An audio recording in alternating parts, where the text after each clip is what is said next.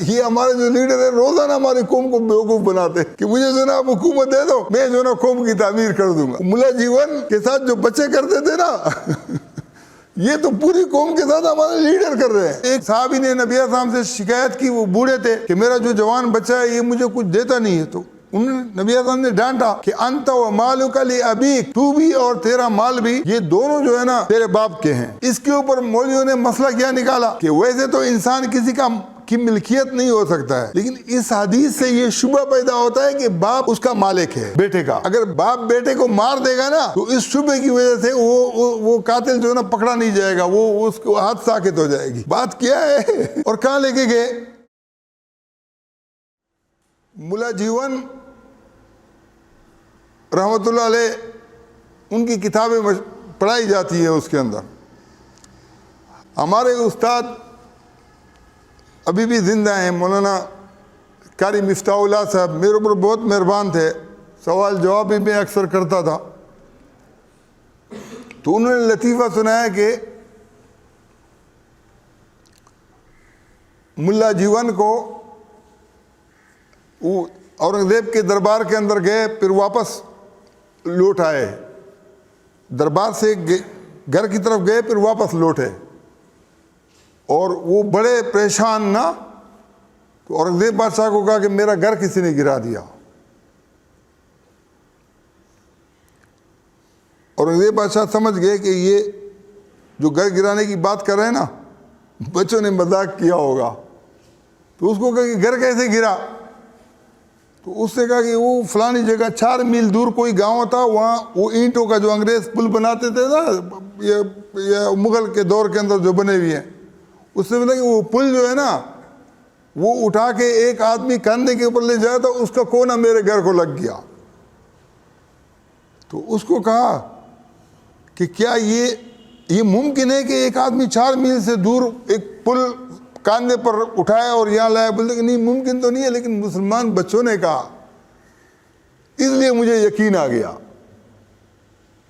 کہ وہ جھوٹ نہیں بول سکتے ہیں۔ اب مسئلہ یہ ہے کہ آپ یہ سوچو گے کہ ملا جیون بیچارہ جو ہے نا یہ بچوں کی بات کے اوپر یقین کر کے سادہ انسان تھے،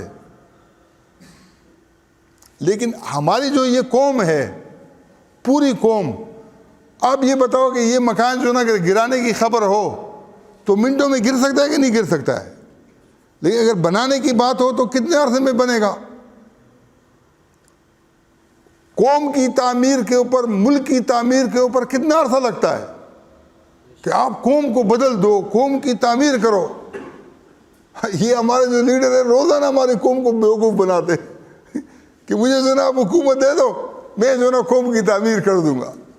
وہ ملا جیون کے ساتھ جو بچے کرتے تھے نا یہ تو پوری قوم کے ساتھ ہمارے لیڈر کر رہے ہیں کہ نہیں کر رہے؟ تعمیر کے اوپر جو نا یقین کرنا بڑی بات ہے یا تخریب کے اوپر یقین کرنا بڑی بات ہے؟ چلو اس سے بھی بڑی بات میں بتاتا ہوں کہ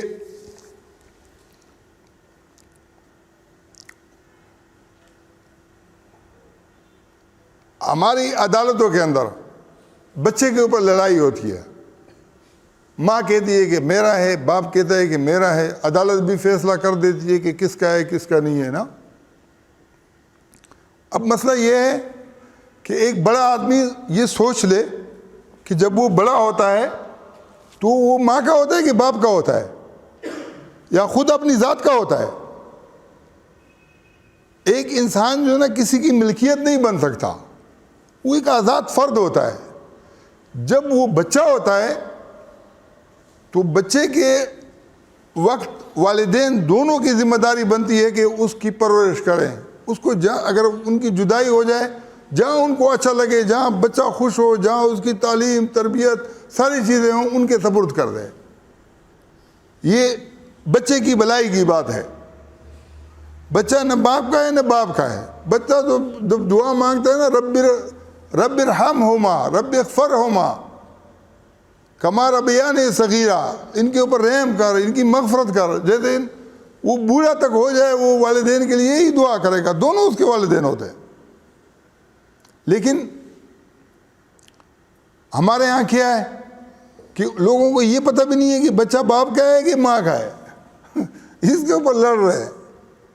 اچھا، ایک حدیث کے اندر آتا ہے کہ ایک صحابی تھا، جوان تھا، اس کا باپ بوڑھا تھا۔ اب جب بچہ ہو نا تو والدین کی ذمہ داری بنتی ہے کہ اس کو پالیں، دودھ پلائیں، تعلیم کریں، تربیت کریں۔ جب بچہ بڑا ہو جاتا ہے، وہ کاروبار کے لائق، تو پھر باپ والدین کی خدمت اس کی ذمہ داری بن جاتی ہے۔ یہ ایک کوئی ایسی بات تو نہیں ہے جو سمجھ میں نہیں آئے۔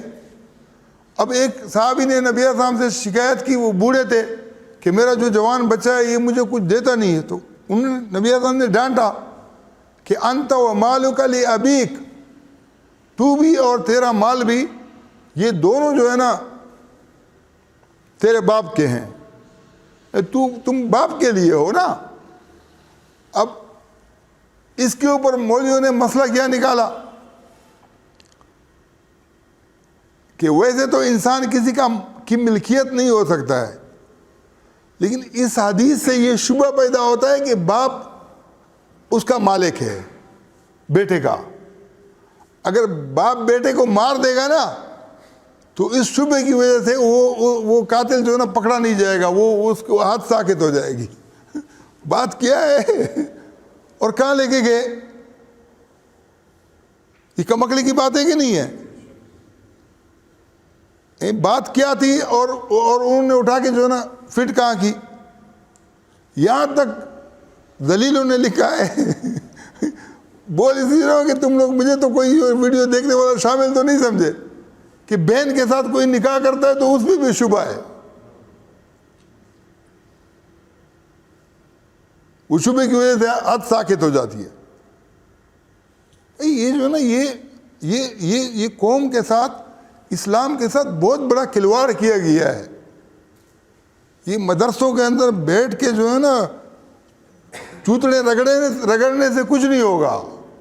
اگر اسلام کے جو واضح معاملات ہیں وہ آپ کے سمجھ میں آتے ہیں اور آپ لوگوں کو بتاتے نہیں ہو، آپ کا اسے کوئی کام ہی نہیں ہے، تو نہ کسی تبلیغی کا کوئی وہ بات کام آئے گی اور نہ کسی مدرسے والے کی کوئی بات کام آئے گی۔ میں نے جو تمہید باندھی تھی وہ اس لیے باندھی تھی کہ ہم نے اسلام کے جو خد و خال ہیں، جو مٹ چکے ہیں، جو ملیا میٹ ہو چکے ہیں، ہمارا کام خالی اس کو اجاگر کرنا ہے۔